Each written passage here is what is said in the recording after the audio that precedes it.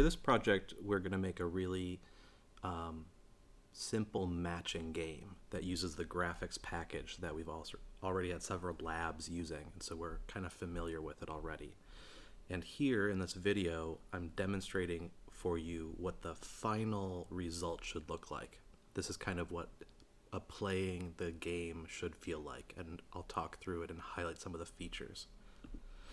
So the game first starts out with a 5x5 grid with all the cards face down, and so we can imagine this green to be the backs of the cards and the yellow to be the borders of the cards.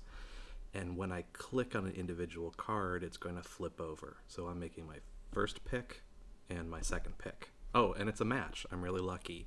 And so what happens when you get a match is that they stay face up and they're crossed over.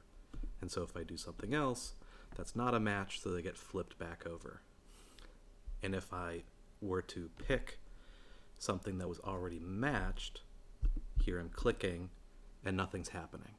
Here I'm clicking, this is already part of a match, nothing's happening. Here I'm clicking outside the game border, nothing's happening.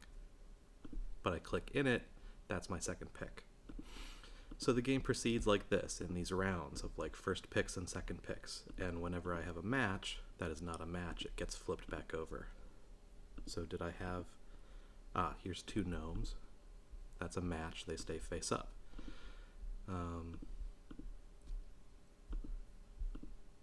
All of these icons are from open source icons. There will be notes in the YouTube video where to have them. The extra credit for this assignment is to extend it in a fun way. So if you wanted to like pick new icons, that's legitimate for extra credit. When we get to the end of the game, you'll see winning conditions. I'm kind of half-heartedly playing, so I'm not picking up things that I think I could be scoring much better than I am. I want to get to the end so you can see what it looks like at the end. But I'm being hampered by the fact that I'm playing really terribly.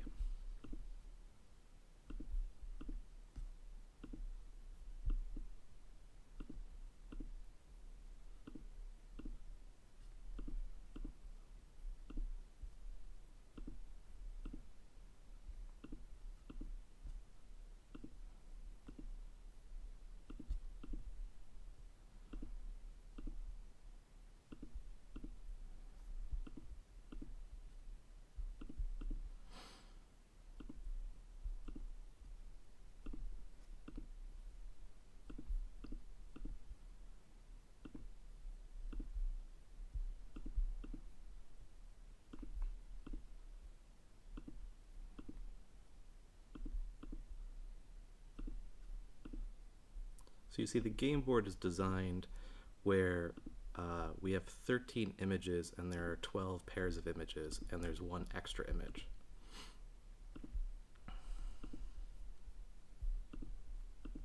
So in this case, this was an extra image.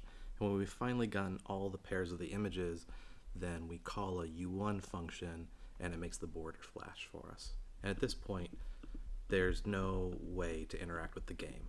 We're stuck in a while loop that's just flashing a border, and so nothing gets picked up. If I were to close this window, you'll see in the menu here that it exits cleanly. It doesn't have any sort of error condition, so we need to like do a try except in order to catch the error condition associated with closing the game window in order to have it processed finished with a success error code. So that is the basics of the game.